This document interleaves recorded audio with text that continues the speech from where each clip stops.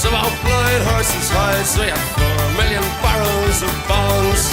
We had 5 million hogs, 6 million ducks, 7 million barrels of porter. We had 8 million piles of old nanny ghost tiles in the whole of the Irish Rover.